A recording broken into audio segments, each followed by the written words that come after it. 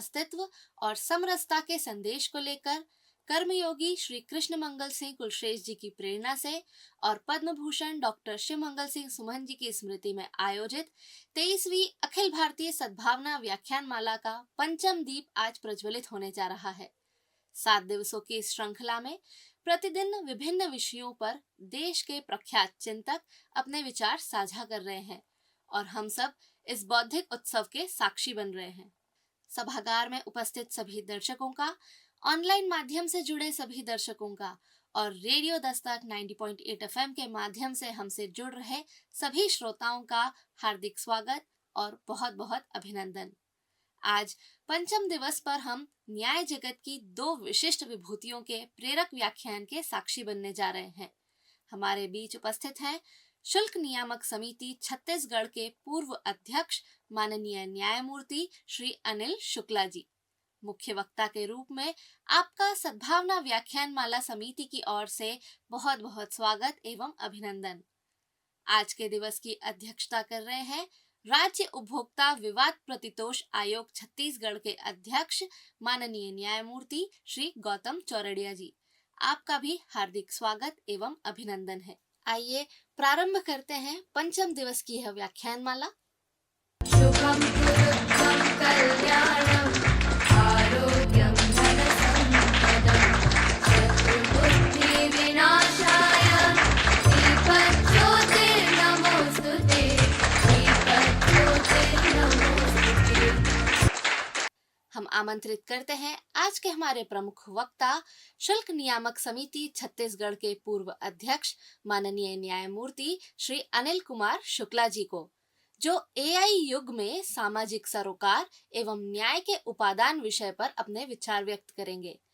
माननीय न्यायमूर्ति श्री अनिल कुमार शुक्ला जी न्याय को केवल कानून की पुस्तकों तक सीमित न रखकर जन सेवा का माध्यम बनाने वाले निष्पक्ष, दक्षता और संवेदनशीलता के प्रतीक हैं। बिलासपुर की धरती पर जन्मे समाजशास्त्र और विधि के अध्येता शुक्ला जी ने 1985 में सिविल जज के रूप में न्यायिक सेवा आरंभ की और अपनी न्यायप्रिय कार्यशैली से न्याय को जन जन तक पहुंचाया। छत्तीसगढ़ शुल्क नियामक समिति के अध्यक्ष रहते हुए आपने राज्य के महाविद्यालयों के शुल्क निर्धारण में पारदर्शिता और संतुलन की मिसाल कायम की। महासमुंद में न्यायालय भवन के निर्माण और लंबित मामलों में 50% की कमी आपके प्रशासनिक कौशल का प्रमाण है। रायगढ़ में न्यायिक प्रक्रिया में तकनीकी नवाचारों का प्रयोग आपकी दूरदर्शिता को दर्शाता है। साहित्य सृजन में भी आपकी विशेष रुचि है।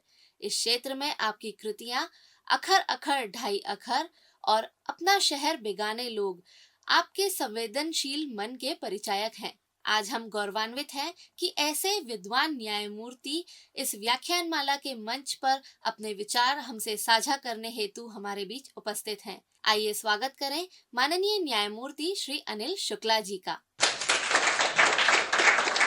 शिव मंगल सिंह सुमन की स्मृति में अखिल भारतीय सद्भावना व्याख्यान माला के संदर्भ में मैं सर्वप्रथम आज के कार्यक्रम की अध्यक्षता कर रहे जस्टिस गौतम चौरड़िया जी एवं उपस्थित दर्शकों का सादर नमस्कार करता हूं तथा आज का विषय आर्टिफिशियल इंटेलिजेंस के संदर्भ में और उसका न्यायपालिका में उपयोग के बाबत अपना संक्षिप्त उद्बोधन देने का प्रयास करूंगा।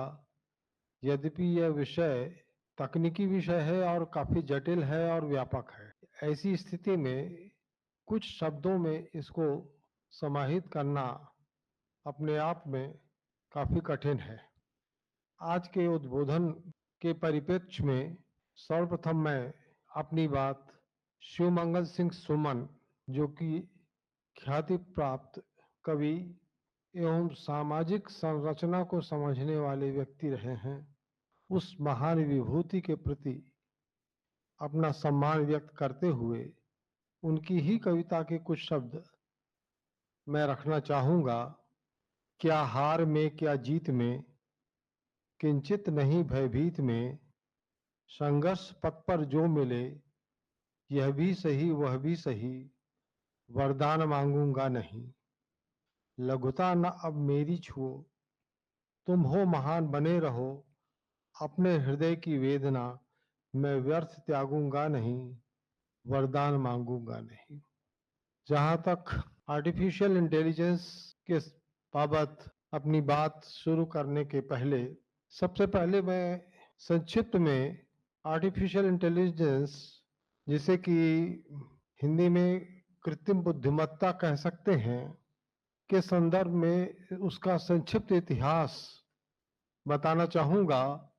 उसके बाद उस विषय की थोड़ी व्याख्या संक्षिप्त में करने का प्रयास करेंगे। एआई की खोज के संदर्भ में जो प्रमुख व्यक्ति या वैज्ञानिक रहे हैं, उनमें सर्वप्रथम जॉन मैकार्थी वे व्यक्ति रहे हैं जिन्होंने एआई शब्द को गढ़ा और LISP का आविष्कार किया, जो कि एआई की प्रमुख प्रोग्रामिंग भाषा बनी। यह कार्य उन्होंने 1956 से लेकर 58 के मध्य किया है। इसके पश्चात एलन ट्यूरिंग ने ट्यूरिंग टेस्ट का आविष्कार किया, जिसमें बुद्धिमान मशीनों का आविष्कार का सिद्धांत उन्होंने दिया। यह कार्य उन्होंने 1950 में किया। तत्पश्चात वॉरेन मैककोनल और वाल्टर पिट्स, इनका योगदान यह रहा कि इन्होंने आर्टिफिशियल न्यूरल मॉडल का प्रस्ताव दिया। यह शुरुआती समय 1943 में किया। तत्पश्चात मार्विन मिस्की ने आर्टिफिशियल न्यूरल नेटवर्क बनाया। 1960 से 1970 के दशक में सिंबॉलिक एआई की विशेषज्ञ प्रणाली, शुरुआती रोबोट और एलेक्सा जैसे चैटबॉट का विकास किया गया। तत्पश्चात 1980 के दशक में सेल्फ ड्राइविंग प्रोग्राम, उच्च प्रदर्शन वाले शतरंज कंप्यूटर, लॉजिक रीजनिंग का विकास किया गया और 2000 से 2010 के बीच में उपलब्ध डेटा और कंप्यूटर शक्ति में जबरदस्त वृद्धि हुई। मशीन लर्निंग, खासकर डीप लर्निंग का आगमन हुआ, जिसमें स्पीच विजन और भाषा की तकनीकी की प्रगति का बढ़ावा मिला।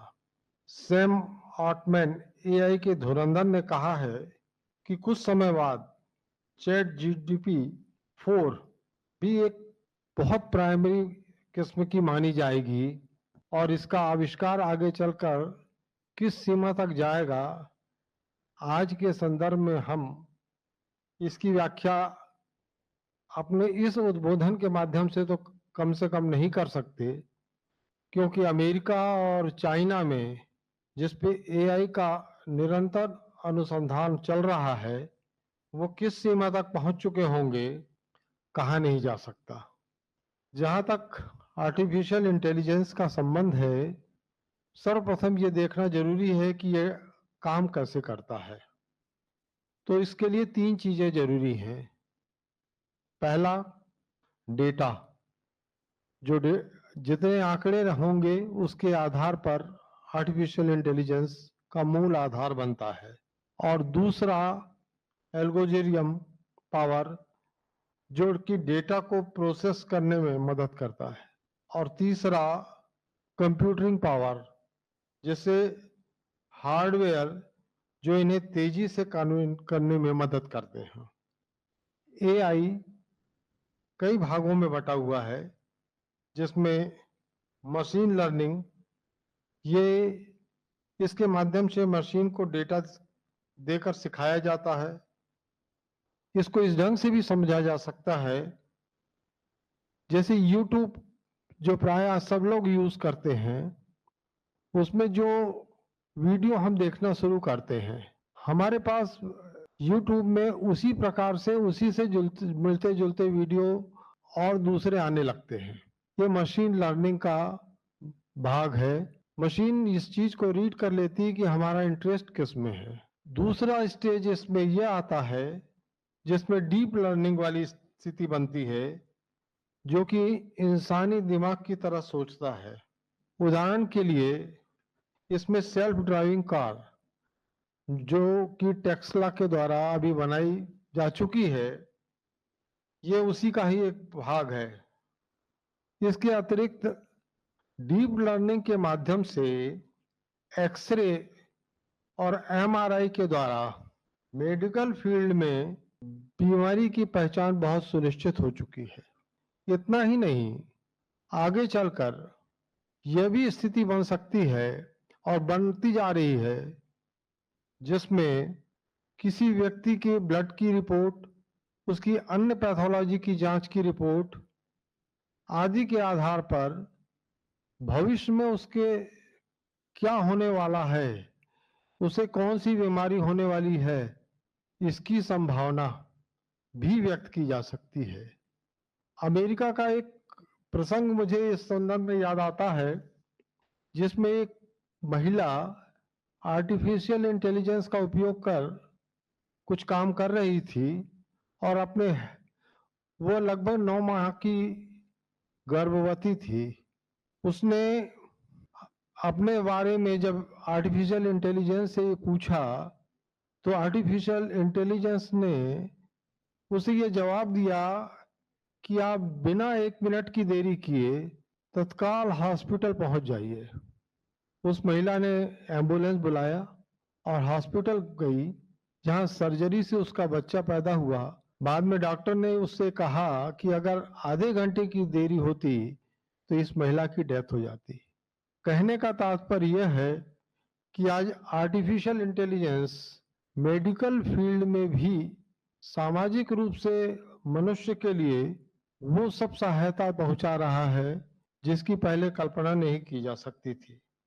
इसमें नेचुरल लर्निंग प्रोसेस का भी जानकारी आ गई है, मौसम के संदर्भ में भी जानकारी है।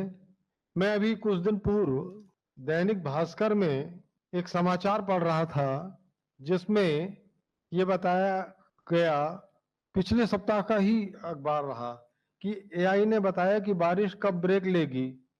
इससे 38 लाख लोगों को फायदा हुआ। आज आर्टिफिशियल इंटेलिजेंस के माध्यम से मौसम विज्ञान के सब बाबत हमें स्पष्ट और सटीक जानकारी मिल जाती है कि कब कहाँ पानी गिरेगा, कितना पानी गिरने की संभावना है। इन सब जानकारी से खेती में किसानों को अपनी फसल की सुरक्षा कैसी करनी है, यह जानकारी मिल जाती है। इतना ही नहीं, खेती के कब कौन सी फसल बोनी चाहिए, कौन सी खाद का उपयोग करना है आदि तमाम जानकारियां आज आर्टिफिशियल इंटेलिजेंस के माध्यम से हो रही है।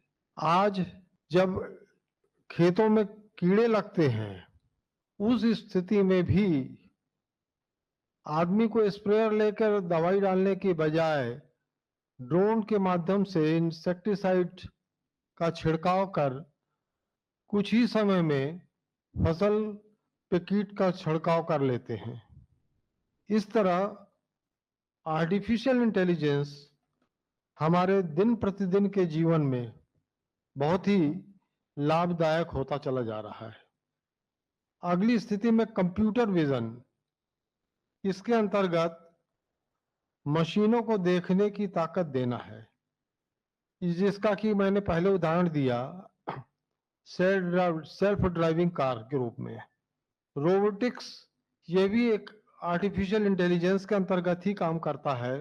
फैक्ट्री में एक जैसे काम जो करने पड़ते हैं वो रोबोट के माध्यम से किए जा सकते हैं, लगातार 24 घंटे किए जा सकते हैं, और सैकड़ों व्यक्तियों का काम कुछ रोबोट ज्यादा अच्छे तरीके से संपन्न कर सकते हैं, जिसका कि उपयोग बड़ी बड़ी कंपनियां अब करने लगी हैं। जैसा कि पूर्व में कहा कि आर्टिफिशियल इंटेलिजेंस का जैसे हेल्थ केयर में फायदा है, इससे बीमारी की पहचान, मरीज का डेटा का विश्लेषण हो सकता है। एजुकेशन के क्षेत्र में भी आर्टिफिशियल इंटेलिजेंस बहुत उपयोगी है। कुछ छात्रों को, खासकर ग्रामीण क्षेत्र में जहां शिक्षकों की कमी है, वहां पे रोबोटिक टीचर्स भविष्य की आवश्यकता की पूर्ति कर सकते हैं। इतना ही नहीं, बहुत सारे क्षेत्रों में रिसर्च के रूप में भी आर्टिफिशियल इंटेलिजेंस का उपयोग हो सकता है। आज आर्टिफिशियल इंटेलिजेंस के माध्यम से मैं बाद में जब एडवोकेट के और जजेस के बारे में, जुडिशरी के बारे में चर्चा करूंगा, तब और विस्तार से कहूंगा। स्टूडेंट को कोई बुक, कोई प्रॉब्लम अगर है तो वो आर्टिफिशियल इंटेलिजेंस के माध्यम से तत्काल निकाल सकता है। गूगल के माध्यम से कोई चीज सर्च करने में कई पेजेस में जानकारी उपलब्ध होती है, जिसको पढ़ना और उसके आधार पर कोई निष्कर्ष तक पहुंचने की बजाय अब आज ये स्थिति बन गई है कि अगर किसी सब्जेक्ट पे कोई जानकारी चाहिए तो वो सब्जेक्ट से संबंधित जितनी भी जानकारियां का डेटा उपलब्ध है, आर्टिफिशियल इंटेलिजेंस उसका सर्वे कर, डीप लर्निंग में जाकर वो हमारे सामने रख देता है। ऐसी स्थिति में वे छात्र जो अब पीएचडी करने में पहले सैकड़ों किताबों को खंगालते थे, उसके स्थान पर अब आर्टिफिशियल इंटेलिजेंस के अंतर्गत जो काम 6 महीने में होता था, वो कुछ सप्ताह के अंदर ही पूरा हो जाता है। इसी प्रकार फाइनेंस के क्षेत्र में भी आर्टिफिशियल उपयोगी है, जिसमें बैंक फ्रॉड पकड़ने में भी इसका उपयोग होता है। यहाँ तक कि स्टॉक मार्केट में भी आर्टिफिशियल इंटेलिजेंस का उपयोग होना शुरू हो गया है कि कौन सा शेयर ऊपर जा रहा है, क्या संभावना है, ये मार्केट रिसर्च करके आर्टिफिशियल इंटेलिजेंस जब हमारे सामने रख देता है। खेती के क्षेत्र में जैसा कि मैंने बताया, मौसम की जानकारी, कौन सी फसल बोनी चाहिए, कौन सी खाद डालनी चाहिए, कब डालनी चाहिए, ये सारी जानकारी आ जाती है। आर्टिफिशियल इंटेलिजेंस का उपयोग स्पेस साइंस और डिफेंस में भी अब होने लगा है। अब जो युद्ध पहले बंदूकों से लड़े जाते थे, तोप से लड़े जाते थे, फिर हवाई जहाज से लड़े जाते थे, आज ड्रोन के माध्यम से पूरे युद्ध का नक्शा बदल जाता है और उस ड्रोन को पकड़ना, उनको नष्ट करना भी बहुत कठिन हो जाता है। आर्टिफिशियल इंटेलिजेंस सेल्फ लर्निंग करते हुए एक बार जो डेटा देने के बाद वो खुद ब खुद सीखने लगते हैं, परंतु इसके लिए जरूरी है कि डेटा सही होना चाहिए, क्योंकि अगर आंकड़े ही गलत हैं तो फिर उसका परिणाम भी सही नहीं आएगा। इस प्रकार आर्टिफिशियल इंटेलिजेंस से हमें समय की बचत मिलती है, एक्यूरेसी पैदा होती है, जैसे कि चिकित्सा के क्षेत्र में सही डायग्नोज करने में, ऑटोमेटिक जो काम करना है उसमें भी होती है। परंतु इसके साथ साथ आर्टिफिशियल इंटेलिजेंस में कई चुनौतियां भी हमारे सामने हैं, जैसे कि डेटा की प्राइवेसी, जॉब का खत्म होना तथा एआई का गलत उपयोग होने से साइबर क्राइम में भी इसका उपयोग करने लगे हैं।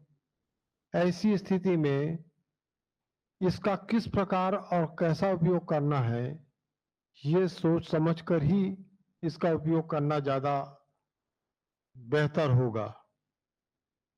आज आर्टिफिशियल इंटेलिजेंस के माध्यम से यहां तक होने लगा है, मैंने कुछ दिन पूर्व ही एक चीज देखी कि दक्षिण में एक शादी थी। उस शादी में उनके पिता जो जिनकी मृत्यु हो चुकी थी, उनका आर्टिफिशियल इमेज बनाते हुए स्वर्ग से उनको सीधा पृथ्वी पे ले आए। वो शादी के समारोह में शामिल हो गए और फिर उनको वहां भेज दिया गया। वही स्थिति आज आर्टिफिशियल इंटेलिजेंस के माध्यम से ग्रुप में हो रही है। जो भी प्रश्न हैं वो पूछे जा रहे हैं और कई बार तो ऐसे प्रश्नों के जवाब आ रहे हैं जो कई मायने में कुछ लोगों के लिए आपत्तिजनक भी हो सकते हैं। अब सवाल ये भी पैदा होगा कि ग्रोक तो एक मशीन है। अगर उसने किसी विषय के बारे में या किसी व्यक्ति के बारे में ऐसी जानकारी जो उपलब्ध है उसके आधार पर दे दिया गया, तो प्रश्न ये पैदा होगा कि मानहानि का दावा वो किस पे करेगा। ये भविष्य की सोचने का विषय बनेगा। जहां तक आर्टिफिशियल इंटेलिजेंस का संबंध है, हर व्यक्ति की पर्सनल लाइफ की सलाह वो दे सकता है। फैक्ट्री में ऑटोमेटिक तरीके से ज्यादा काम करना, परंतु आर्टिफिशियल इंटेलिजेंस कभी भी इंसानों की जगह नहीं ले सकता, क्योंकि इंसानों के अंदर की जो भावनाएं हैं, इंसानों के अंदर की जो नैतिकता है, वो आर्टिफिशियल इंटेलिजेंस के माध्यम से सही रूप से, या कहना चाहिए उपयोग में ला ही नहीं जा सकती। अपराध के क्षेत्र में इसका काफी उपयोग हो रहा है। फेसबुक चैटिंग, किसी भी एक महिला की फोटो लगा के उसके माध्यम से चैटिंग करने का अपराध हो रहा है, जबकि वास्तव में वो महिला वहां पे उपस्थित ही नहीं है। ये और उसके माध्यम से ब्लैकमेल करना, किसी व्यक्ति की कोई फोटो अगर उपलब्ध हो गई तो उसके आधार पर एक आर्टिफिशियल इमेज बनाते हुए और उसकी ऐसी इमेज बनाते हुए ब्लैकमेलिंग, ये भी अपराध सुनने देखने में आ रहे हैं। ऐसी स्थिति में यह आवश्यक है कि आर्टिफिशियल इंटेलिजेंस का दूसरी भी अन्य मशीनों की तरह उपयोग तो किया जाए, परंतु सोच समझ कर उपयोग किया जाए और उतना ही उपयोग किया जाए जितना मानव हित में, समाज के हित में जरूरी हो। अब जो इस व्याख्यान माला का दूसरा विषय है, उसके संबंध में मैं संक्षिप्त में अपनी बात रखना चाहूंगा कि आर्टिफिशियल इंटेलिजेंस का उपयोग न्यायदान में किस प्रकार किया जा सकता है या क्या किया जा रहा है। सबसे पहली चीज, कानूनी शोध में तेजी लाने के लिए न्यायाधीश, अधिवक्ता और रिसर्च करने वाले छात्र इसका भरपूर उपयोग कर रहे हैं और इसके माध्यम से लाभ समाज को पहुंचा रहे हैं।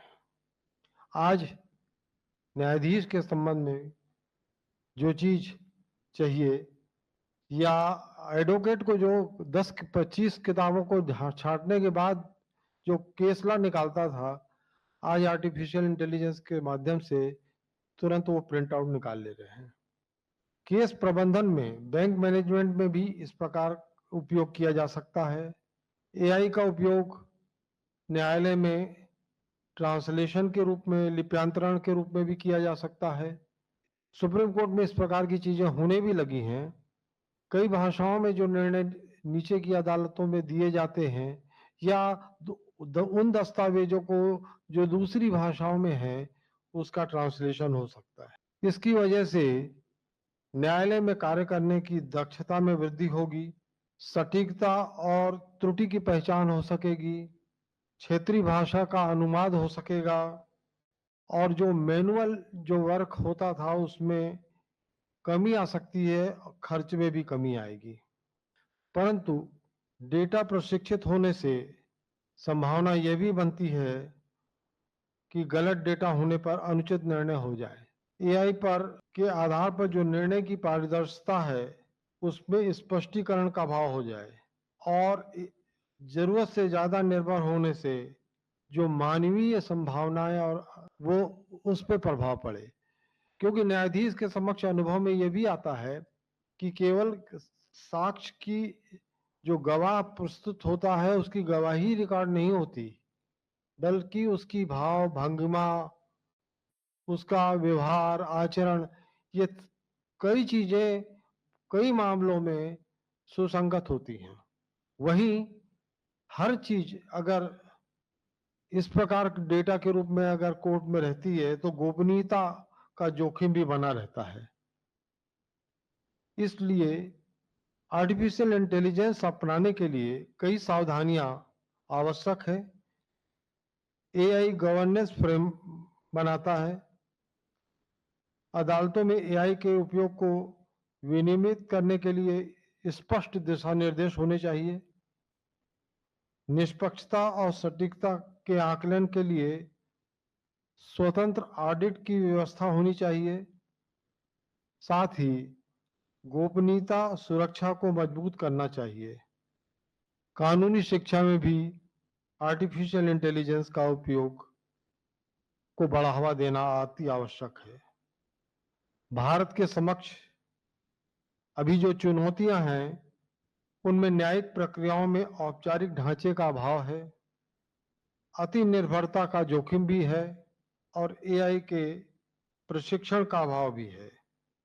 आर्टिफिशियल इंटेलिजेंस का सावधानी पूर्वक न्यायालयीन कार्य में उपयोग करते हुए अगर किया जाता है, खासकर उन मामलों में जो कि डेटा के आधार पर निर्भर है, जैसे कि संपत्ति से संबंधित विवाद, मोटर एक्सीडेंट के मामले, निगोशिएबल इंस्ट्रूमेंट एक्ट के मामले, ये सारी जो चीजें हैं उनको कम समय में आर्टिफिशियल इंटेलिजेंस के साथ का सहारा लेते हुए बहुत तेजी से निपटाया जा सकता है, जिससे न्यायालय का समय बचेगा और न्यायालय में वो जो गूढ़ मामले हैं, जो जटिल मामले हैं, उस पे अधिक ध्यान देना संभव हो सकेगा। क्योंकि आज चाहे नीचे की अदालत हो, हाई कोर्ट हो या सुप्रीम कोर्ट हो, न्यायाधीशों की संख्या की अपेक्षा जो जजेस की के समक्ष मामले हैं वो बहुत ज्यादा है और उनके निराकरण के लिए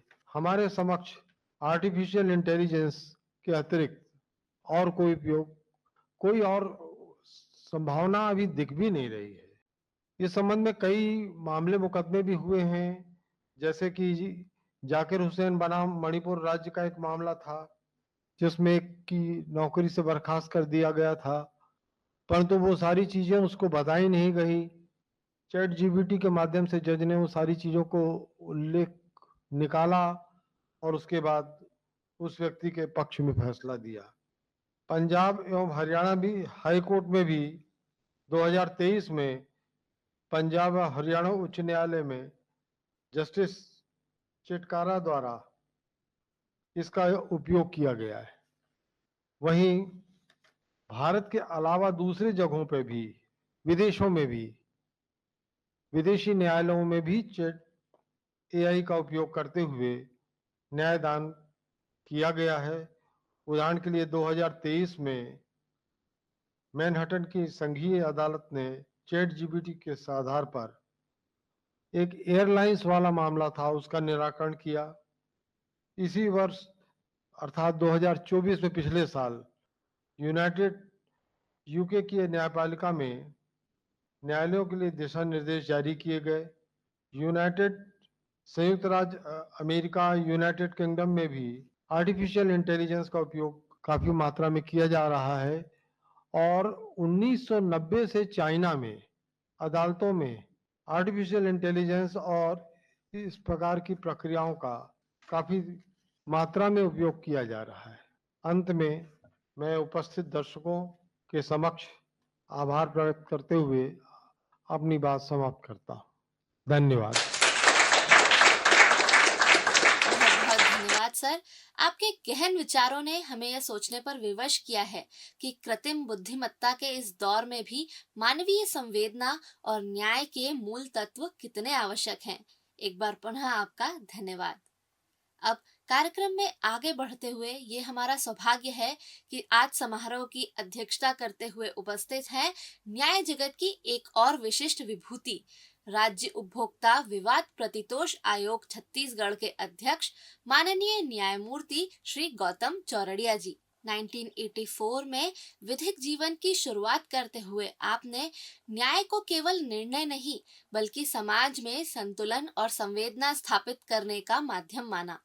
1987 में सिविल जज के रूप में न्यायिक सेवा में प्रवेश के पश्चात आपने न्यायिक कार्यशैली में मानवीयता और संतुलन के नए मानक स्थापित किए हैं। आप राज्य विधिक सेवा प्राधिकरण के सदस्य सचिव, राज्य न्यायिक अकादमी के निदेशक तथा छत्तीसगढ़ उच्च न्यायालय के रजिस्ट्रार जनरल जैसे अनेक महत्वपूर्ण पदों पर आसीन रहे हैं। उच्च न्यायालय के न्यायाधिपति के रूप में आपकी कार्यशैली ने न्याय को मानवीय संवेदना से जोड़ने की दिशा में नई दृष्टि प्रदान की है। आज भी आपका संतुलित नेतृत्व और निष्पक्ष दृष्टिकोण न्याय जगत के लिए प्रेरणा स्रोत है। हम अनुरोध करते हैं माननीय न्यायमूर्ति श्री गौतम चौरड़िया जी से कि वे अपने महत्वपूर्ण अध्यक्षीय उद्बोधन से हमें अनुग्रहित करें। नमस्कार। अखिल भारतीय सद्भावना व्याख्यान माला समिति उज्जैन के द्वारा आयोजित इस समारोह में स्वर्गीय श्री मंगल सिंह सुमन की स्मृति में आयोजित व्याख्यान माला का 23वां एपिसोड है। मुझे प्रसन्नता है कि मैं आप सबके बीच इस कार्यक्रम में सम्मिलित हो रहा हूं और आज इस कार्यक्रम में माननीय न्यायमूर्ति अनिल शुक्ला साहब, जो मेरे बड़े भाई हैं, मुख्य अतिथि के रूप में आज इस कार्यक्रम में अपने आर्टिफिशियल इंटेलिजेंस के बारे में बहुत सारगर्भित बातों को उन्होंने रखा। जिस तैयारी से और जिस जानकारी के साथ उन्होंने समाज को इस बात से अवगत कराया कि आने वाले समय में आर्टिफिशियल इंटेलिजेंस किस तरह हम सबके जीवन में, चाहे वह चिकित्सीय क्षेत्र हो, चाहे एग्रीकल्चर हो, फाइनेंस हो, सब में उपयोगी होने वाली न्यायालयीन कार्रवाई हो, इसमें बहुत महत्वपूर्ण योगदान दे सकता है। मैंने बचपन में कॉमिक्स पढ़ी थी, उसमें मुझे बड़ा आश्चर्य हो रहा है कि आज से 40-45 साल पहले जो कॉमिक्स लिखी गई थी, उसमें ये बताया गया था कि कंप्यूटर और आने वाले सब कंप्यूटर के माध्यम से, रोबोट के माध्यम से पूरे संसार पे रोबोट ने कंट्रोल कर लिया था। मुझे उस समय बड़ा आश्चर्य लगता था कि ऐसा कैसे हो सकता, कोई मशीनें दुनिया में अपना कंट्रोल कर सकती है। लेकिन जब मैंने उस कॉमिक्स को पढ़ा और आज के संदर्भ में मैं आर्टिफिशियल इंटेलिजेंस को देखता हूं, तो मुझे लगता है कि वो बातें जिस किसी भी लेखक ने, साहित्यकार ने सोचा था, वह साकार होती हुई दिखाई दे रही है। खतरों से हम अवगत हैं कि आर्टिफिशियल इंटेलिजेंस में बहुत से खतरे हैं, लेकिन खतरे एक पार्ट है उसका। उसमें बहुत सी ऐसी अच्छाई जो हमारे समाज के लिए उपयोगी हो सकती है, जैसा कि अनिल शुक्ला साहब ने अभी व्यक्त किया। मेरा विषय मूलतः आर्टिफिशियल इंटेलिजेंस तो नहीं है, उपभोक्ता आयोग के नाते मुझे उपभोक्ताओं से संबंधित बातें कहना है, लेकिन 2-3 मिनट में अपनी इस बात को कहकर मैं अपने विषय पर आऊंगा। कि कल रात मैंने एक बार चैट जीपीटी पे ट्राई किया और गलती से मैंने एक अदिति शब्द उसमें टाइप किया, तो जो भी करस्पॉन्डेंस, जो भी कन्वर्सेशन था, आर्टिफिशियल इंटेलिजेंस ने मुझे फीमेल समझ के करना शुरू किया। इसका मतलब आप समझ सकते हैं कि मानव की जगह मानव ही है, कोई दूसरा स्थान उसका नहीं ले सकता। और जिस आर्टिफिशियल इंटेलिजेंस को जिसने तैयार किया है वह भी मानव है। इसका तात्पर्य सिर्फ इतना ही है कि आने वाले समय में चाहे आर्टिफिशियल इंटेलिजेंस कितना भी आगे बढ़ जाए, वह मानव का स्थान तो नहीं ले सकता, क्योंकि मानव में संवेदनाएं हैं। एनालिटिकल जो ब्रेन परमात्मा ने उसे दिया है, उससे बड़ा कुछ हो नहीं सकता, क्योंकि जो कंप्यूटर तैयार किए, आर्टिफिशियल इंटेलिजेंस तैयार किए, या जो भी रोबोट तैयार किए जा रहे हैं, वो ह्यूमन बीइंग ही तैयार कर रहे हैं। तो आने वाले समय में हमको इसका क्या लाभ लिया जा सकता है, इस पर चिंतन करना चाहिए। मैं आर्टिफिशियल इंटेलिजेंस के बारे में सोच रहा था कि उपभोक्ता आयोग और उपभोक्ता कोर्टों के कमीशंस के बारे में कैसे उपयोगी हो सकता है। तो मैंने चैट जीपीटी पे एक सब्जेक्ट टाइप किया कि एक एयरलाइंस ने एक कंज्यूमर के साथ में उसको प्रॉपर बोर्डिंग पास इशू होने के बाद भी एयरप्लेन में बोर्डिंग की परमिशन नहीं दी, उसके कारण जो उसको लॉस हुआ, उसके बारे में मैंने एक चैट जीपीटी पे उसका आंसर लेने की कोशिश की। मुझे बड़ी प्रसन्नता है कि बहुत वास्ट रूप से उन्होंने उस रूप में बताया कि एक डेफिशिएंसी इन सर्विस है, इसको कैसे रेक्टिफाई किया जा सकता है, क्या क्या रेमेडी उपलब्ध है और किस तरह से किन किन फोरम में वो अपनी शिकायत दर्ज करा सकता है और किस रूप में दर्ज करा सकता है। लास्ट में उन्होंने मुझे यह भी क्वेश्चन किया कि आप अगर चाहते हो तो मैं आपका कंप्लेंट का ड्राफ्ट बनाकर भी दे सकता हूं। इसका मतलब है कि आर्टिफिशियल इंटेलिजेंस इतना एडवांस होते जा रहा है और भविष्य में और ज्यादा बेहतर हो जाएगा, क्योंकि अभी शुरुआती दौर से हम गुजर रहे हैं, कि वो आपकी समस्याओं के समाधान के लिए आपको बहुत एनालिटिकल, बहुत करस्पॉन्डिंग चीजें देगा, जो कि आपके उपयोगी हो सकता है। कंज्यूमर फोरम एक ऐसा फोरम है जो पूरे देश में ही नहीं, विश्व में भी सब काम कर रहे हैं इस पे, और उपभोक्तावाद के साथ साथ में उपभोक्ता समस्याएं भी बहुत बढ़ती जा रही है। मैं देख रहा हूं कि व्यापारी बुद्धि के लोग जो बहुत ज्यादा लाभ कमाने के लिए अपने जो साधन हैं उसको इस तरह से उपयोग करते हैं। आज मैं देखता हूं कि हम सभी, मेरे बच्चे, हमारा परिवार, हमारा समाज पूरी तरह से बिजनेसमैन के जो आर्टिफिशियल इंटेलिजेंस को यूज करके हमारे माइंड को पढ़ने की जो टैक्टिक्स डेवलप की है, उन्हें मालूम है कि हमको किस चीज की जरूरत है, हम किस हॉबी के लोग हैं, हमारी सोच क्या है, हम किस तरह से चीजों को लेना चाहते हैं, उसमें क्या चाहते हैं, फ्यूचर में हमारी क्या रिक्वायरमेंट होगी, ये सारी चीजों को उन्होंने इस तरह से कैलकुलेट कर लिया है कि आप कोई भी चीज देखिए कि मैंने जैसे एक टी शर्ट की रिक्वायरमेंट के लिए फेसबुक में या किसी अमेजन या किसी अन्य में टाइप किया, मुझे कम से कम 20-25 स्थानों से उसी तरह की रिक्वायरमेंट की चीजें मेरे पास मोबाइल पे आनी शुरू हो जाती है। यूट्यूब में देखें, अन्य स्थानों पे देखें, इसका मतलब है कि इनडायरेक्टली, अप्रत्यक्ष रूप से या प्रत्यक्ष रूप से, दोनों तरह से कहूंगा कि ह्यूमन बीइंग के माइंड को कैप्चर करने की कैपेसिटी आर्टिफिशियल इंटेलिजेंस के माध्यम से हो गई है और नीड, वांट और अननेसेसरी वांट्स में डिफरेंस करना बड़ा मुश्किल हो रहा है। मुझे स्वयं के बारे में एक अनुभव होता है कि मुझे कोई सामान खरीदना था, मैंने जैसे ही उसमें ऑप्शन डाला तो उसके बाद मुझे बहुत से ऑप्शन आने शुरू हो गए। मैंने एक बार खरीद लिया, फिर दूसरी बार उसी तरह की चीजें फिर मेरे पास आने लगी, मुझे लगा कि कुछ रेट कम है, फिर खरीद लेते हैं। हम अपनी आवश्यकताओं से बाहर जाकर चीजें खरीद रहे हैं, हमको चीज की जरूरत नहीं फिर भी खरीद रहे हैं, क्योंकि इस आर्टिफिशियल इंटेलिजेंस के माध्यम से वो हमारे भीतर आवश्यकताएं पैदा कर रहे हैं। तो अगर मशीनें हमारे दिमाग को कंट्रोल करना शुरू कर दे, तो मैंने आपसे कहा था, एक मैंने कॉमिक्स पढ़ी थी आज से 40-45 साल पहले कि रोबोट और कंप्यूटर और उससे बनाए हुए आर्टिफिशियल इंटेलिजेंस के लोग ने पूरी सेना तैयार कर ली और पूरे विश्व में युद्ध करने के लिए निकल पड़े थे। हम अपने चारों ओर एक वातावरण देख रहे हैं, विश्व में एक ऐसा वातावरण बन रहा है जो कि हिंसा, आतंक और इस तरह की चीजों से जैसे कि मानवता खतरे पे है। अगर आर्टिफिशियल इंटेलिजेंस का एक छोटा सा गलत उपयोग पूरे विश्व को खतरे में डाल सकता है। जैसा कि मैंने उदाहरण के रूप में बताया कि मैंने चैट जीपीटी पे अदिति जैसे ही लिखा, वह मुझे फीमेल मानकर ट्रीट करने लगा। वैसे ही किसी भी एक सिरफिरे के दिमाग में कोई गलत बात आ जाए और क्षण मात्र के लिए भी अगर आर्टिफिशियल इंटेलिजेंस को यूज करने वाले जो टेक्नोलॉजी यूज होगी भविष्य में, स्पेस वार में होने वाली है। आज जो अनिल शुक्ला साहब ने बताया कि युद्ध में भी इसकी उपयोगिता बढ़ते जा रही है ड्रोन की, मैं उससे एक कदम और आगे कर रहा हूं। स्टार वार का समय आ गया है, स्पेस वार का समय आ गया है। आने वाले समय में पानी के लिए लोग तरसेंगे और युद्ध के लिए ऐसे ऐसे स्थान ढूंढ लिए जाएंगे कि आप कहीं भी सुरक्षित नहीं रहेंगे। परमाणु शक्तियों का उपयोग करने वाले लोग आज आर्टिफिशियल इंटेलिजेंस का उपयोग करके अपने सब संसाधनों को सुरक्षित रख रहे हैं, लेकिन ये चीज अगर आतंकवादियों के हाथ में चली जाए, टेररिस्ट के हाथ में चली जाए या ऐसे लोगों के हाथ में चली जाए जो अपने हित साधने के लिए किसी भी हद तक मानवता को खतरे में डाल सकते हैं, तो आर्टिफिशियल इंटेलिजेंस का बहुत बड़ा दुरुपयोग हो सकता है। इस संभावना से इनकार नहीं किया जा सकता। उपभोक्ता फोरम के बारे में कहना चाहूंगा कि उपभोक्ता आवश्यकताओं को पूर्ति करने के लिए आर्टिफिशियल इंटेलिजेंस इसलिए उपयोगी है कि अगर आपको कोई चीज चाहिए तो चैट जीपीटी पे या अन्य मेटा में जहां भी आप जाना चाहें, उस पर जाकर कोई भी रिक्वायरमेंट को टाइप कीजिए, आपको इतने एनालिटिकल आंसर मिलेंगे कि आप कंपैरेटिव स्टडी कर सकते हैं मुझे क्या चीज किस रेट में खरीदनी है, कौन सी चीज में क्या क्वालिटी है, क्वालिटी में क्या क्या चीजें हमको कंपेयर करना है। तो उपभोक्ताओं को बहुत से संसाधन इसमें मिलते हैं जिससे वे अपनी आवश्यकताओं को पूरा कर सकते हैं और यह तय कर सकते हैं कि जो हमारी जरूरतें हैं उसको प्राप्त करने के लिए हमको कहां कहां पर कौन कौन से स्थानों पर क्या चीजें मिल सकती है। आज डाटाबेस जो तैयारियां हैं, आप किसी भी चीज के बारे में यह नहीं कह सकते कि आप कहीं भी अपनी प्राइवेसी मेंटेन कर रहे हैं। आपकी प्राइवेसी निश्चित ही खतरे पे है। अगर आपका बेडरूम भी है तो वो सुरक्षित नहीं है, वो किसी न किसी स्पाई से है।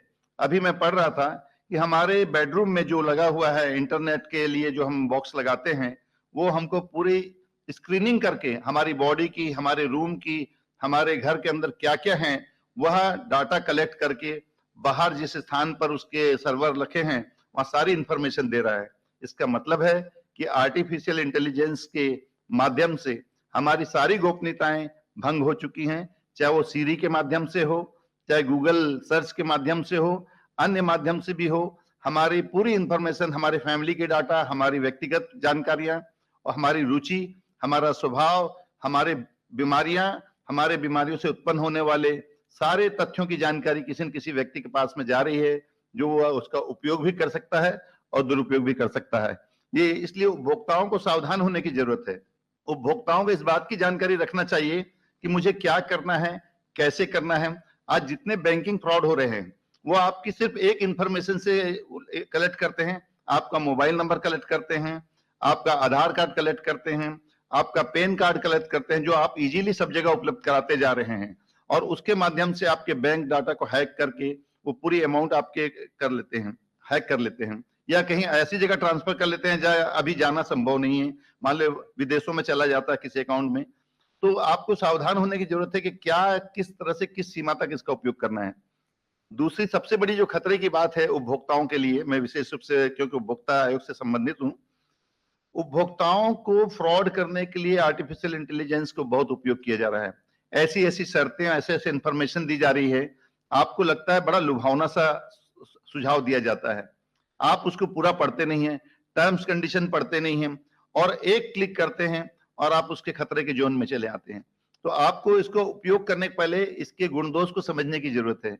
उपभोक्ताओं के बारे में ये कहा जा सकता है कि आज जो फ्रॉड हो रहे हैं, ई परचेजिंग करते हैं हम, आपने कुछ ऑर्डर किसी से प्लेस किया, फर्जी वेबसाइट के माध्यम से आपसे पैसे ले लेते हैं, आपको गलत जानकारियां दे रहे हैं, गलत सामान भेजते हैं। तो इन सब से विजिलेंट होने के लिए आपको सबसे पहले आर्टिफिशियल इंटेलिजेंस के साथ साथ में ई प्लेटफॉर्म को समझने की जरूरत है कि कैसे यूज किया जाता है, कौन सी गवर्नमेंट की साइट है, कौन सी सर्विस साइट है, कौन सी फेक है, स्पैम कौन सी है। इन सब बातों को जब तक नहीं समझेंगे उपभोक्ता ठगे जाते रहेंगे। और कानून में अभी ऐसी कोई व्यवस्था धीरे धीरे हो रही है कि इसको आर्टिफिशियल इंटेलिजेंस को रेगुलेट कैसे किया जाए। अभी रेगुलेशन के संबंध में कानून बनाने की प्रक्रिया चल रही है। कुछ देशों ने बहुत से बजट पास करके उसको रेगुलेटरी अथॉरिटी बनाने की कोशिश की है। इंडिया में भी इस बारे में चिंतन चल रहा है, और मैं सोचता हूँ निकट भविष्य में इस आर्टिफिशियल इंटेलिजेंस को रेगुलेट करने के लिए कोई न कोई माध्यम चुन लिया जाएगा, कोई कानून आएंगे, कुछ रेगुलेटरी अथॉरिटी आएंगे, कुछ अध्यादेश और बिल पास होंगे जिससे इसको रेगुलेट किया जा सके, और जो फ्रॉड ठगी करने वाले लोग हैं उन तक पहुंचने के संसाधन को ढूंढा जा सकेगा। आज आपके अकाउंट सुरक्षित नहीं है, आपकी पर्सनालिटी सुरक्षित नहीं है, आपकी फैमिली की पूरी हिस्ट्री सुरक्षित नहीं है, आपके अच्छे बुरे गुण दोषों की जानकारी पूरे विश्व में फैली हुई है। आप ये ना सोचें कि आप जो कुछ करते हैं उसे कोई जानता नहीं है। दुनिया में आज एक स्पाई कैमरा आपके पूरे घर की पूरी डाटा एंट्री सब जानकारी दे सकता है। तो उपभोक्ताओं को चाहिए कि सबसे पहले इस विषय को समझने के लिए आज के युग की जो भाषा है वह यही है, कंप्यूटर की भाषा, इलेक्ट्रॉनिक्स की भाषा, डाटा की भाषा और आर्टिफिशियल इंटेलिजेंस की भाषा। इस भाषा को समझना, इसके साथ जुड़ना और इसका ज्ञान प्राप्त करना बहुत जरूरी है। जैसा कि मेरे साथी अनिल शुक्ला साहब ने बहुत सी बातें बताई है कि इसको खेती में उपयोग में लाया जा रहा है, मेडिकल साइंस में उपयोग में लाया जा रहा है, फाइनेंस में लाया जा रहा है, तो इसके साथ साथ में टेररिज्म के लिए भी उपयोग में लाया जा रहा है। आप जिस कार से जा रहे हैं, जीपीएस के माध्यम से आपका लोकेशन है, आपको टारगेट करके स्पेसिफिक स्थान पर आपको अटैक किया जा सकता है, और ऐसे विश्व में हो रहे हैं, ऐसी घटनाएं हो रही हैं। तो पूरे विश्व के लिए चिंता का विषय तो नहीं कहता मैं, चिंता करने से इससे होगा भी नहीं। इसको जानने और समझने की जरूरत है कि इसके बेनिफिट्स क्या हैं और इसके डिमेरिट्स क्या हैं, और उसके आधार पर उपभोक्ताओं को चाहिए कि ये उपभोक्ता आयोग में अपनी कंप्लेंट फाइल करने के लिए, अपील फाइल करने के लिए, प्रोसीजर जानने के लिए, साइटेशंस जानने के लिए आर्टिफिशियल इंटेलिजेंस का बहुत अच्छा उपयोग हो सकता है। वैसे ही विधि के क्षेत्र में, जैसे कि अनिल शुक्ला साहब ने न्यायालयों में इसकी क्या उपयोगिता है, तो उन्होंने कहा कि इसको बहुत से सब्जेक्ट वाइज जो केसेस होते हैं, बैंकिंग के केसेस हैं, बैंकिंग के केसेस में सिमिलरिटी रहती है, रियल एस्टेट के केसेस हैं उसमें भी सिमिलरिटी रहती है, बहुत से सब्जेक्ट लगभग कॉमन होते हैं। तो इसको सब्जेक्ट वाइज डिसीजन करने में, जिसको कहते हैं ना, बेंचमार्क का जजमेंट किए जा सकते हैं, जैसे स्पीडी जस्टिस के लक्ष्य को प्राप्त किया जा सकता है। स्पीडी जस्टिस के साथ साथ में इसमें पूर्व जजमेंट कब कैसे हुए हैं, क्या क्या सब्जेक्ट के विषय रहे हैं। अब मान लीजिए आपको चाहिए कि मर्डर केस हुआ है कोई, अब मर्डर में बहुत से माध्यम से हो सकता है कि गन शॉट हो सकता है, नाइफ से मारा जा सकता है, किसी और भी माध्यम से पॉइजन से मारा जा सकता है। तो अगर आप देखेंगे कि जो भी अब फिल्टर होने लगे हैं, कि आपने जैसे ही नाइफ मर्डर लिखा तो नाइफ से मर्डर होने वाले सुप्रीम कोर्ट के सारे जजमेंट, हाई कोर्ट के सारे जजमेंट आपको एक फिल्टर, एक प्लेटफॉर्म पे मिल जाएंगे। तो आप स्टडी अच्छे से कर सकते हैं, पूरी केस की तैयारी बहुत अच्छे से कर सकते हैं, अपने प्रकरण को समझ सकते हैं। तो न्यायपालिका के लिए, और विशेषकर उपभोक्ता आयोग भी न्यायपालिका का ही एक अंश है, क्योंकि यहाँ अर्ध न्यायिक प्रक्रिया है, लेकिन फिर भी न्याय का ही काम हम करते हैं। तो इन सब के लिए वही उपयोगी है, जैसा कि अनिल शुक्ला साहब ने बताया था। मैं दो तीन बातें और कहना चाहता हूं कि उपभोक्ताओं को उपभोक्ता कोर्ट पर आना आज की आवश्यकता हो गई है। आप सिर्फ 5 रुपए का केस है इसलिए आधार पर उसे छोड़ने का आप स्वभाव मत डेवलप कीजिए। अभी जैसे कि हमने एक केस में देखा, रेलवे के डिब्बे के भीतर में एक व्यक्ति सफर कर रहा था, किसी एसी में डिब्बे में था, और उसके सूटकेस को वहां चूहों ने काट काट कर पूरे उनके भीतर की सामग्री को, सूटकेस को नष्ट कर दिया। हमने उसमें कंपनसेशन दिलाया। किसी व्यक्ति की कोई सामान की चोरी हो गई और वहां पे कोई सुरक्षा उपबंध अगर रेलवे डिपार्टमेंट ने नहीं किए थे और यह पता चला कि वहां पूरी तरह से लापरवाही रेलवे डिपार्टमेंट की थी, तो रेलवे के खिलाफ में कंपनसेशन दिलाया गया है। मेडिकल नेग्लिजेंस के केसेस में दिलाया जा रहा है। रियल एस्टेट के केस में पोजीशन डिले करने पे, क्वालिटी वाइज वर्क न करने पे, टाइमली डिस्पोजल न करने पे, इसके लिए कंपनसेशन दिलाए जाते हैं। तो मैं सोचता हूं कि नई पीढ़ी को, जो प्रबुद्ध जन सब जुड़े हुए हैं, तो आप इस अवस्था में है कि आप स्वयं भी ज्ञान अर्जित कर सकते हैं और लोगों को प्रशिक्षण भी दे सकते हैं। तो इसके माध्यम से ये बता सकते हैं कि अधिकारों के लिए लड़ने की आदत होनी चाहिए। अब वो समय नहीं रहा है कि हम छोड़ दें और उनके पीछे नहीं, अन्यथा उनके हौसले बुलंद हो जाएंगे जो फ्रॉड कर रहे हैं, जनता के साथ धोखाधड़ी कर रहे हैं। इन कंज्यूमर कमीशन का उद्देश्य है कि उपभोक्ताओं के अधिकारों का संरक्षण करना, और उनके अधिकार है कि माल गुणवत्ता से मिल रहा है या नहीं मिल रहा है, माल की क्वालिटी जो आपको बताई गई है, क्वांटिटी, क्वालिटी, रेट, सब चीजों को सर्च करने का आपको राइट दिया गया है। और ये सारी चीजें अगर नहीं कर रहे हैं तो उपभोक्ताओं की सेवा में आते हैं, चाहे वो माल के संबंध में हो या सेवाओं के संबंध में।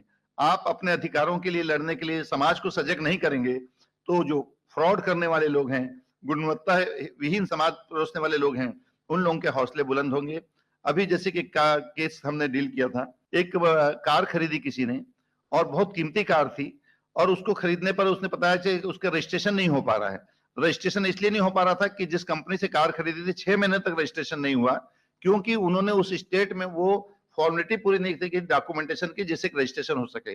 अर्थात कार खरीदने के बाद भी कोई व्यक्ति 6 महीने तक इसलिए उपयोग नहीं कर पा रहा है कि उसका रजिस्ट्रेशन इसलिए नहीं हो रहा है कि कंपनी ने रजिस्ट्रेशन की फॉर्मेलिटीज पूरी नहीं की है। तो ये डेफिशिएंसी सर्विस है, उसमें कंपनसेशन दिलाए गए, उसको क्षतिपूर्ति दिलाई गई। ऐसे बहुत से केसेस आते हैं। तो मैं सोचता हूं कि जनता को जागरूक होने का बहुत समय है, क्योंकि ठगने वाली एजेंसियां भी बहुत बढ़ गई है। पहले जेब से पॉकेटमारी होती थी, अब बैंक अकाउंट हैक कर लिया जाता है। आपको गलत इंफॉर्मेशन देके आपके अकाउंट के बारे में इंफॉर्मेशन ले ली जाती है और आपके अकाउंट से पूरे पैसे निकल जाते हैं। मेरे पास एक केस आया, एक रिटायर्ड कर्मचारी थे और रिटायर होने के जस्ट बाद उन्होंने 36 लाख रुपए अपने अकाउंट में जमा किया, और जमा करने के बाद वो अकाउंट में जमा करने के बाद अपने निश्चिंत थे कि मैंने पूरा पैसा अपना जमा कर दिया है। अनफॉर्चुनेटली उनके पास कोई एक मैसेज आया कि आपके बच्चे की डेथ हो गई है। अब देखिए, उनको मालूम था कि उनके एक बच्चे की डेथ हो गई है, तो उसको कुछ राशि बीमे की देना है, यह कहकर उनसे पूरे डॉक्यूमेंट्स ले लिए और सिर्फ बहाना करके, और बाद में कहा कि हम एक ओटीपी भेज रहे हैं, आप ओटीपी को हमको शेयर कीजिए जिससे कि आपके अकाउंट में पैसा ट्रांसफर किया जा सके। और जैसे ही उन्होंने ऐसा अपना ओटीपी उनसे शेयर किया, उनके अकाउंट में रखे हुए 36 लाख रुपए उस कर्मचारी के, जो रिटायरमेंट की पूरी पूंजी थी, 1 मिनट में पूरे दूसरे अकाउंट में चली गई, जो भारत के बाहर या कहीं चली गई, और उनको कुछ नहीं मिला। फिर हमने उनको कहा कि ये तो कंज्यूमर के अंतर्गत नहीं आता, क्योंकि आपने सारे क्रेडेंशियल्स में शेयर किए हैं, आप क्रिमिनल केस में इसको स्ट्रांगली लड़िए और वहां उनके खिलाफ जो मामले बने उसमें जो राशियां जब्त होगी उसको आप पाने का प्रयास कीजिए। तो जागरूकता बहुत बड़ा विषय है आज के समाज के लिए। मैं ग्रामीण व्यक्तियों की बात नहीं करूंगा, हम पढ़े लिखे लोगों के बारे में भी कहना चाहूंगा कि हमको बहुत सी जानकारियां नहीं है, हम बहुत से विषयों को नहीं जान रहे हैं जिससे हमारा अहित हो रहा है। तो उपभोक्ता कानूनों के बारे में पूरी जानकारी जागरूकता के साथ फैलानी चाहिए और इस आर्टिफिशियल इंटेलिजेंस का पूरा उपयोग करना चाहिए, और कहाँ क्या नहीं करना ये जानना भी बहुत जरूरी है। मैं सोचता हूं कि अनिल शुक्ला साहब ने इस विषय को बहुत दक्षता के साथ लिया, उन्होंने इतनी अच्छी तैयारी की थी, मैं भी सुन रहा था इस विषय को। उन्होंने इस विषय के उन सारे पहलुओं को छूने का प्रयास किया है। जो टेक्निकलिटीज हैं वो तो हम लोग भी नहीं जानते हैं, बहुत से एक्सपर्ट इसके बारे में बता सकते हैं, लेकिन आज बिना इंटेलिजेंस के बारे में हम चर्चा किए बिना आगे बढ़ नहीं सकते। आज हमारे उपभोक्ता आयोग की सारी जानकारियां ई फाइलिंग के माध्यम से होती है और ई हियरिंग के माध्यम से होती है। मुझे आप सबको बताते हुए गर्व हो रहा है कि छत्तीसगढ़ एक ऐसा राज्य है जो उपभोक्ता आयोग के मामले में कि स्टेट कमीशन और सारे जिला कमीशन ई हियरिंग और ई फाइलिंग हो गए हैं। तो अब किसी को भी कोर्ट में आने की जरूरत नहीं है, और किस तरह से फाइलिंग करना है, सारे हेल्प डेस्क बनाए जा चुके हैं। आप हेल्प डेस्क की सहायता लेकर उसमें अपनी कंप्लेंट फाइल कर सकते हैं। आपको और कोई जानकारी चाहिए तो हमारे हेल्प डेस्क के में जजेस भी जानकारी देते हैं। तो पूरी जानकारी का उपयोग करने के लिए आपको स्वयं आना पड़ेगा, 2 कदम आगे चलिए। हमारी देश की संस्थाएं 10 कदम आगे बढ़कर सहायता करने के लिए तैयार है, क्योंकि ई फाइलिंग और ई हियरिंग को अगर आप नहीं जानेंगे तो आप अपनी कंप्लेंट फाइल नहीं कर पाएंगे। तो आज की जो भाषा, मैंने फिर पहले कहा कि कंप्यूटर और इलेक्ट्रॉनिक्स भाषा है, उसको जो नहीं समझेगा वो आज की स्थिति में अनपढ़ कहलाएगा। ऐसा हमको हमारे सुप्रीम कोर्ट के जज जब लेक्चर पे आया करते थे बहुत साल पहले, सब सिखाया करते थे। तो आप ई फाइलिंग, ई हियरिंग को समझें, बहुत सिंपल है। वेबसाइट पे सारी जानकारियां उपलब्ध है, उसको एक बार भर प्रयोग करने की जरूरत है। हम भी धीरे धीरे सीख रहे हैं, हमने भी इसको सीखा है, तो मैं सोचता हूँ सबके लिए उपयोगी है। उपभोक्ता आयोग का सिर्फ लक्ष्य यही है कि पूरे विश्व में, ये तो अंतर्राष्ट्रीय विषय हो चुका है, आप सुई से लेके स्पेस तक, जहाज तक जो खरीद रहे हैं, उसमें सारी जगह उपभोक्ताओं के अधिकारों के संरक्षण की व्यवस्था की गई है। छोटी से छोटी चीज, चाहे वो फसल का बीमा हो, चाहे फसल को उगाने के लिए बीज का वितरण हो, बीज की गुणवत्ता हो, रियल एस्टेट हो, बैंकिंग हो, फाइनेंस हो, या ऑटोमोबाइल का क्षेत्र हो, ऐसा कोई क्षेत्र नहीं जो उपभोक्ता आयोग से वंचित हो। और आज स्पीडी जस्टिस का समय है। मुझे यह कहते हुए प्रसन्नता हो रही है, छत्तीसगढ़ राज्य ने स्पीडी जस्टिस के मामले में कम से कम हम 17 जिले में काम कर रहे हैं, 16 या 15 जिलों में हमने बहुत स्पीडी जस्टिस से काम किया, 2 जिलों में हम धीमी गति से चल रहे हैं, उसको भी लक्ष्य पाने का प्रयास कर रहे हैं। उपभोक्ताओं के मामलों को 5 से 6 महीने में निपटाने के कानूनी मैंडेट है, उसको तत्परता से निपटाना है। हो सकता है कुछ समय लग जाता हो, 2-4-6 महीने आगे पीछे हो सकते हैं, क्योंकि काम भी बहुत रहता है। कुछ कोविड का टाइम था, उस समय कुछ काम नहीं हुए, उसके कारण पेंडेंसी बढ़ गई। लेकिन उपभोक्ताओं के अधिकार के लिए पूरे देश में सरकार की भी जिम्मेदारी है कि जहां जहां वैकेंसी उसको टाइम से पूरा करें, और उपभोक्ता कानून के संरक्षण के बारे में जनता को जागरूक करें। ग्रामीण क्षेत्रों में भी जरूरत है, शहरी क्षेत्रों में, और विशेषकर लॉ स्टूडेंट जो इससे जुड़े हुए हैं, लॉ कॉलेज के लोग हैं, प्रोफेसर हैं, एडवोकेट्स हैं, वो इसको बहुत अच्छा माध्यम बनाकर जनता को राहत दिला सकते हैं। यहाँ बहुत कम फीस में, आपको ताज्जुब होगा कि यहाँ फीस स्ट्रक्चर बहुत सिंपल रखा गया है कि 5 लाख तक के मामलों में कोई भी कोर्ट फीस नहीं देना है। 5 लाख से लेकर 500 रुपए तक की कोर्ट फीस है, और अधिकतम कोर्ट फीस जो करोड़ों रुपए के दावे हैं 7,500 रुपए है, जो राष्ट्रीय कमीशन में लगते हैं। डिस्ट्रिक्ट कमीशन का जुडिक्शन 1 रुपए से 50 लाख तक है। 50 लाख 1 से लेकर 2 करोड़ तक की राज्य आयोग का अध्यक्ष है, और 2 करोड़ से लेकर ऊपर जो है वो राष्ट्रीय आयोग का क्षेत्राधिकार है। और उसमें सिर्फ 7,500 मैक्सिमम कोर्ट फीस देकर आप मामले को लड़ सकते हैं। यहाँ कोर्ट फीस में बार बार एप्लीकेशन में टिकट लगाने की जरूरत नहीं है। यहाँ सिंपल प्रोसीजर, समरी प्रोसीडिंग होती है, जिसके अंदर मामले निपटाए जाते हैं। एफिडेविट दीजिए, एफिडेविट के आधार पर और दस्तावेज के आधार पर निराकरण किया जाता है। तो जागरूकता का विषय है ये। जनता जितना ज्यादा आएगी, आप देखिए कम से कम 30-40 लाख से ज्यादा मुकदमे इस उपभोक्ता फोरम के माध्यम से निपटाए जा चुके हैं। अगर ये मामले मान लीजिए कि सिविल कोर्ट में होते, तो सिविल कोर्ट ऑलरेडी इतना ओवरबर्डन है, इन मामलों की क्या स्थिति होती है आप समझ सकते हैं। तो उपभोक्ता आयोग बहुत उपयोगी है, और इसको आधुनिक तकनीक के साथ जोड़ने का सेंट्रल गवर्नमेंट, स्टेट गवर्नमेंट और नेशनल कमीशन का पूरा प्रयास चल रहा है। और जहां भी आपको हेल्प की जरूरत हो, आप डायरेक्ट कांटेक्ट कीजिए। वहां के जो चेयरमैन है, वहां का स्टाफ है, टेक्निकल हैंड्स हैं, वो सब आपको सहायता करने के लिए तत्पर है। विशेषकर छत्तीसगढ़ में हमने जो काम किया है वह बहुत सबके सहयोग से हम कर पाए हैं। हमारी स्थानीय सरकार और सेंट्रल गवर्नमेंट ने भी बहुत सहयोग किया। तो मैं सोचता हूँ उपभोक्ताओं के कानून को समझने के लिए बहुत सिंपल है। एक एक्ट है उपभोक्ता संरक्षण अधिनियम, जिसमें बहुत सिंपल भाषा में सब लिखे गए। मुख्य रूप से उपभोक्ताओं के लिए 10 धाराओं के भीतर सारी चीजें आ जाती है, उससे ज्यादा कोई समझने की जरूरत नहीं है। और बाकी अपॉइंटमेंट से रिलेटेड मैटर हो, जनता को समझने की आवश्यकता नहीं है। लेकिन आप अपने अधिकार के लिए लड़ना चाहते हैं तो प्लीज सब जगह जाकर इस आयोग के बारे में, इन कमीशंस के बारे में, और कुछ कमियां हो सकती हैं इन आयोगों में, कहीं काम धीरे चल रहा हो, कहीं ज्यादा तेजी से चल रहा हो। यूपी जैसे राज्यों में जहाँ पे लाखों मामले हैं, वहां कुछ हो सकता है। लेकिन इसका तात्पर्य यह नहीं कि हम अपने अधिकारों का लड़ना छोड़ दें। हमारे अधिकार से न लड़ने के कारण गलत लोगों को प्रोत्साहन मिल रहा है, उससे बचाने के लिए उपभोक्ता आयोगों को सहयोग कीजिए और उसके माध्यम से अपनी बात रखिए। और जो हो सकता है, आपको कोई नुकसान नहीं है इसमें, इतना सिंपल प्रोसीजर है, आप स्वयं कर सकते हैं। वकील लगाने की भी जरूरत नहीं है, वकील के माध्यम से भी आने की जरूरत नहीं है। पूरे फॉर्मेट बने हुए हैं, फॉर्मेट की फुलफिल करके आप कंप्लेंट फाइल कर सकते हैं। तो मैं बहुत ज्यादा समय नहीं लेते हुए माननीय अनिल शुक्ला साहब के प्रति भी आभार व्यक्त करता हूँ। उन्होंने बहुत ही सुंदर ढंग से अपनी बात रखी। मैं कुछ तैयारी से नहीं आ पाया हूँ, जैसा कि अनिल शुक्ला साहब आए थे। लेकिन आपको जब कभी भी इसकी आवश्यकता हो तो एक तो हमारी वेबसाइट उपलब्ध है, हमारे टेलीफोन नंबर उपलब्ध है, हमारे मोबाइल नंबर उपलब्ध हैं। कभी भी आप कांटेक्ट कर सकते हैं, कोई मार्गदर्शन ले सकते हैं। हमें भी सहायता कर सकते हैं और आप भी सहायता ले सकते हैं। यह मिला जुला प्रयास है। हम इतना ही कहना चाहेंगे। आज सबके लिए आभार और शिवमंगल सिंह सुमन सिंह के साथ श्रद्धांजलि व्यक्त करते हुए विशेषकर अखिल भारतीय सद्भावना व्याख्यान माला समिति के सभी पदाधिकारियों, साथियों को और इस प्रोग्राम में शामिल होने वाले, सहभागी होने वाले सभी प्रबुद्ध जनों को मेरा नमस्कार, बहुत बहुत शुभकामनाएं, वो अनेक अनेक शुभकामनाएं। जय हिंद, जय Bharat. Thank you very much. बहुत बहुत धन्यवाद सर। आपके अध्यक्षीय उद्बोधन ने आज के इस विषय को और भी अधिक सार्थक बना दिया है। आपका पुनः धन्यवाद। आज व्याख्यानमाला में हम न्याय क्षेत्र के दो विशिष्ट व्यक्तित्वों के उद्गारों के साक्षी बने हैं। माननीय न्यायमूर्ति श्री अनिल कुमार शुक्ला जी एवं माननीय न्यायमूर्ति श्री गौतम चौरड़िया जी, आप दोनों के प्रेरक शब्दों के लिए हम हृदय से धन्यवाद ज्ञापित करते हैं, आभार व्यक्त करते हैं। 23वीं अखिल भारतीय सद्भावना व्याख्यान माला के अगले सत्र यानी कल 22 नवंबर 2025 शनिवार के मुख्य वक्ता होंगे प्रख्यात साहित्यकार एवं उद्योगपति माननीय रणजीत सिंह अरोरा जी। उनका विषय होगा श्री गुरु तेग बहादुर जी के मानवीय आदर्श।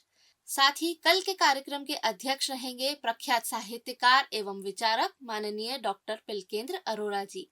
आप सभी से निवेदन है कि कल भी समय पर उपस्थित रहकर इस विचार श्रृंखला को सार्थक बनाएं। साथ ही आप रेडियो दस्तक 90.8 FM के सोशल मीडिया अकाउंट पर भी व्याख्यानमाला से जुड़ सकते हैं या रेडियो दस्तक 90.8 FM पर भी इसे सुन सकते हैं। आइए अब आगे बढ़ते हुए सुनते हैं संस्थान की शिक्षिकाओं द्वारा प्रस्तुत एक सद्भावना गीत।